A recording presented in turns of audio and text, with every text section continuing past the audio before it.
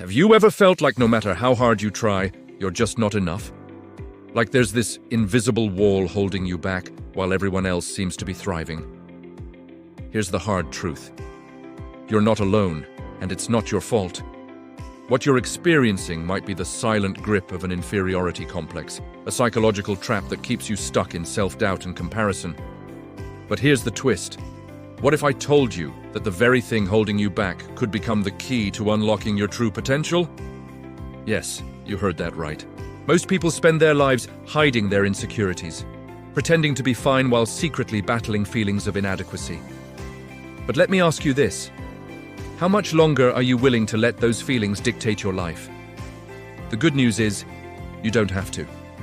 By understanding the roots of the inferiority complex and learning how to transform it, you can break free from the cycle of self-doubt and finally step into the confident, capable version of yourself that's been waiting to emerge. And, in this journey, we're going to uncover the psychology behind the inferiority complex, explore why it happens, most importantly, learn how to conquer it. You'll discover practical strategies to stop hiding your potential, embrace your uniqueness, and thrive with confidence. So, are you ready to stop surviving and start thriving? Let's dive in. The term inferiority complex might sound like something out of a psychology textbook, but it's far more common and personal than most people realize. Coined by Alfred Adler, a brilliant mind in the field of psychology, this concept dives deep into the human experience of feeling less than. Whether it's comparing yourself to a more successful colleague or feeling inadequate in social situations, the inferiority complex is something many of us have brushed shoulders with, even if we didn't have a name for it. But here's the kicker. It's not just about feeling small. It's about how those feelings shape your life. Think about it. How often do we hear people say, "I'm not good enough," or "I'll never measure up"? These aren't just throwaway comments. They're reflections of a deeper struggle. Adler believed that these feelings of inadequacy stem from a natural human tendency to notice our limitations, especially when we're young and still figuring out the world. But here's the twist. What starts as a natural observation can snowball into a psychological hurdle if left unchecked. And let's be honest, who hasn't felt stuck in that spiral at some point? What makes this concept so fascinating is its relevance today. In a world of social media highlight reels and endless comparisons, the inferiority complex has taken on new dimensions. It's no longer just about feeling inferior. It's about how that feeling can hold you back from living your best life. But what if I told you there's a way to break free from this cycle? That's exactly what we're about to explore, starting with the man who brought this concept to life, Alfred Adler. Alfred Adler, a name that often stands in the shadow of Freud, was anything but a mere follower. While he began his career as one of Freud's disciples, Adler quickly broke away, carving his own path in psychology during the early 20th century. Why? Because he believed Freud's theories were too focused on internal conflicts and unconscious drives. Adler, on the other hand, saw human beings as social creatures, deeply influenced by their relationships and environments. His revolutionary ideas about the feeling of inferiority and its role in shaping human behavior set him apart as a pioneer in the field. Adler's perspective was refreshingly human. He argued that feelings of inferiority are a natural part of growing up. Think about it. When you're a child, the world feels enormous and your abilities seem so small in comparison. You can't run as fast as the older kids, you don't understand the complexities of adult conversations, and you're constantly reminded of your limitations. Adler believed this awareness of our shortcomings is what drives us to grow, learn, and improve. It's not a flaw, it's a feature of being human. But here's the catch. If these feelings aren't properly addressed, they can morph into something far more damaging. What makes Adler's work so timeless is his focus on overcoming these challenges. He didn't just identify the problem, he offered solutions. He emphasized the importance of community, purpose, and personal growth as antidotes to the traps of inferiority. His ideas laid the groundwork for modern psychology, influencing everything from therapy techniques to self-help movements. But before we dive into how these feelings can fuel growth, let's take a closer look at why they often become obstacles instead. Feeling inferior isn't always a bad thing. In fact, Alfred Adler believed it could be the spark that ignites personal growth. Think about it. When you notice a gap between where you are and where you want to be, doesn't it push you to try harder? That's the beauty of the feeling of inferiority. It can motivate you to overcome your limitations and strive for something greater. For instance, a student struggling in math might work tirelessly to improve, eventually excelling in a subject they once feared. It's not the feeling itself that's harmful, it's how you respond to it. However, not everyone turns these feelings into fuel. For some, the weight of inadequacy becomes paralyzing. Instead of pushing forward, they get stuck in a loop of self-doubt, convinced they'll never measure up. This is where the danger lies. When the feeling of inferiority isn't processed or redirected, it can trap you in a psychological cage, holding you back from reaching your potential. It's like standing at the base of a mountain, overwhelmed by its height, instead of taking the first step toward the summit. The key is to see these feelings as a signal, not a sentence. They're a reminder that growth is possible, but only if you're willing to act. Adler called this process creative motivation, the ability to use your perceived weaknesses as a springboard for personal development. It's not about erasing the feeling, but transforming it into something powerful. But what happens when this transformation doesn't occur? That's when the feeling of inferiority evolves into something far more complex and far more limiting. The feeling of inferiority becomes a problem when it's left unresolved, festering until it transforms into what Alfred Adler called the inferiority complex. This isn't just about feeling inadequate, it's about being consumed by those feelings to the point where they dictate your thoughts, emotions, and actions. Imagine someone who constantly compares themselves to others, always coming up short in their mind. Whether it as a friend, as career success, or a stranger, as seemingly perfect life on social media, this destructive comparison becomes a trap, reinforcing the belief that they'll never be enough. When this complex takes hold, it can lead to emotional paralysis. People may avoid challenges altogether. Fearing failure will only confirm their inadequacy. For example, someone who feels intellectually inferior might shy away from pursuing higher education or a challenging career path, convincing themselves they're not smart enough. Over time, this avoidance becomes a self-fulfilling prophecy, as opportunities for growth and success slip through their fingers. It's a vicious cycle, one that's difficult to break without recognizing the root cause. But here's the twist. The inferiority complex doesn't always manifest as self-doubt. For some, it takes the form of overcompensation, where they project confidence or even arrogance to mask their inner struggles. This is where Adler's concept of the superiority complex comes into play. A defense mechanism designed to hide feelings of inadequacy. Whether it's through boasting, belittling others, or chasing unrealistic goals, this behavior is often a cry for validation. So, how do we break free from these patterns? It starts with understanding the two most common reactions to the inferiority complex, and why they often lead us astray. When faced with the weight of an inferiority complex, people often react in one of two ways. They either hide their feelings or overcompensate for them. The first group tries to mask their vulnerability, putting on a brave face while secretly battling feelings of inadequacy. Think of someone who avoids sharing their struggles, fearing judgment or rejection. They might decline opportunities, stay silent in group settings, or avoid risks altogether, all in an effort to protect themselves from exposing their perceived weaknesses. But here's the irony: by hiding, they only deepen their isolation, making it harder to overcome the very feelings they're trying to conceal. The second reaction is almost the opposite: overcompensation. This is where arrogance and narcissism come into play, as individuals try to project an image of superiority to cover up their inner struggles. Adler described this as the superiority complex, a mask for feelings of inadequacy. For example, someone might constantly brag about their achievements or belittle others to feel better about themselves.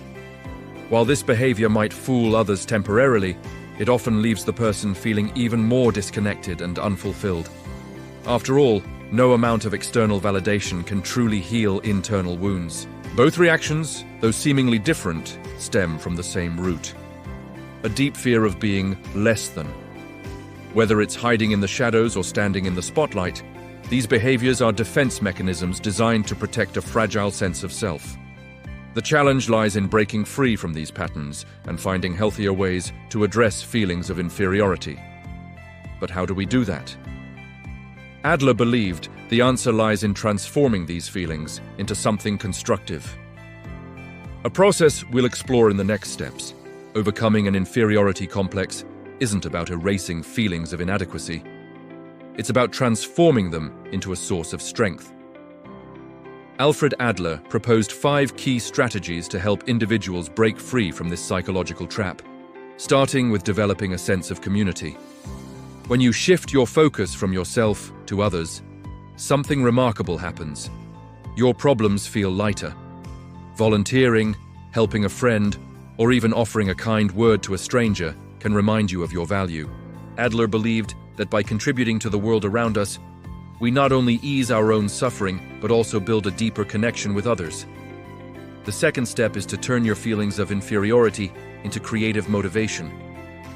Instead of seeing your limitations as barriers, why not use them as a springboard for growth? Take Aleijadinho, the Brazilian sculptor who created breathtaking art despite his physical disabilities. His story is a testament to the power of channeling perceived weaknesses into extraordinary achievements. You don't need to be an artist to apply this.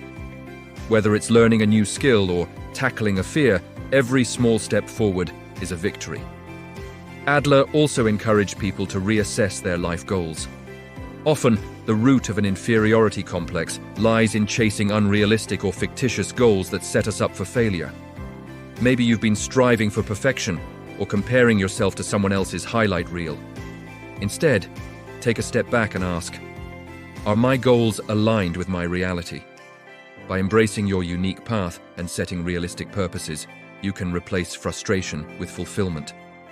But there's more to this journey.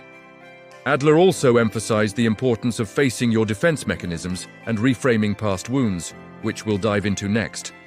One of the most challenging steps in overcoming an inferiority complex is confronting your defense mechanisms.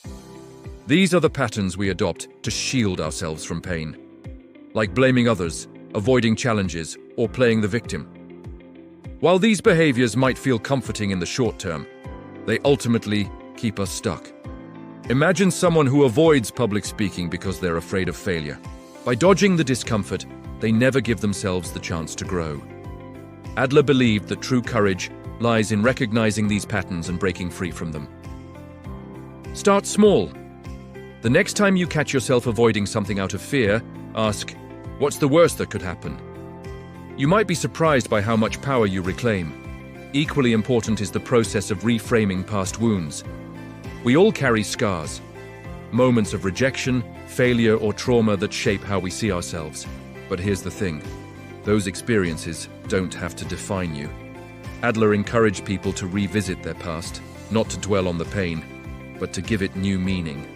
For example, someone who grew up feeling overlooked might use that experience to develop empathy for others.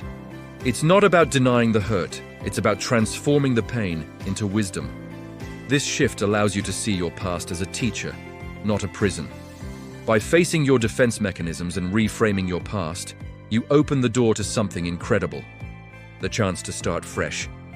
Every day becomes an opportunity to rewrite your story, to turn old wounds into stepping stones for growth. But this isn't just about healing. It's about embracing the unique qualities that make you, you. And that's where the concept of human uniqueness comes into play, which we'll explore next. Every person on this planet is a one-of-a-kind masterpiece. Alfred Adler believed that embracing your unicity, your unique blend of strengths, weaknesses, and experiences, is the key to breaking free from an inferiority complex. Think about it. No two people share the same fingerprints, the same life story, or the same perspective. Yet so many of us waste time comparing ourselves to others, forgetting that our individuality is what makes us valuable. Instead of seeing your differences as flaws, what if you saw them as your superpower? After all, the world doesn't need another copy. It needs you, exactly as you are. This idea of human uniqueness isn't just philosophical, it's deeply practical. Imagine someone who's always felt too quiet in a world that celebrates extroversion. Instead of trying to force themselves into a mold, they could lean into their natural strengths, like being a great listener or having a thoughtful approach to problem solving. Adler argued that when we stop trying to fit into someone else's definition of success, we unlock our true potential. It's not about being better than others. It's about being the best version of yourself. But recognizing your uniqueness isn't just about self-acceptance. It's about finding your place in the world. When you embrace who you are, you're better equipped to make a meaningful contribution to the world. Whether it's through your work, your relationships, or your passions, your individuality becomes a gift to those around you. And here's the best part. This journey of self-discovery isn't static. It's a process of constant movement and redefinition, which is exactly what we'll explore next. Life, at its core, is all about movement. It doesn't matter how many times you've stumbled, how many doors have closed, or how heavy your past feels. There's always the possibility of a new beginning. Adler believed that the antidote to an inferiority complex is action.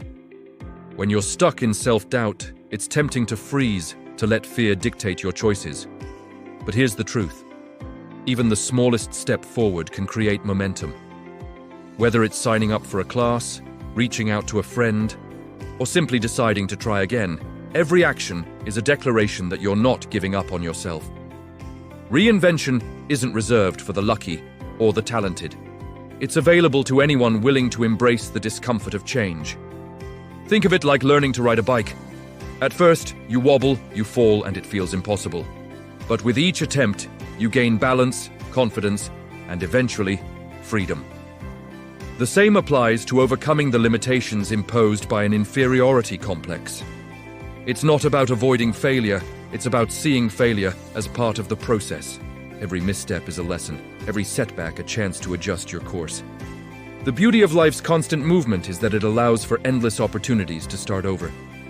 You're never truly stuck unless you choose to be. And while the journey might feel daunting, it's also incredibly rewarding.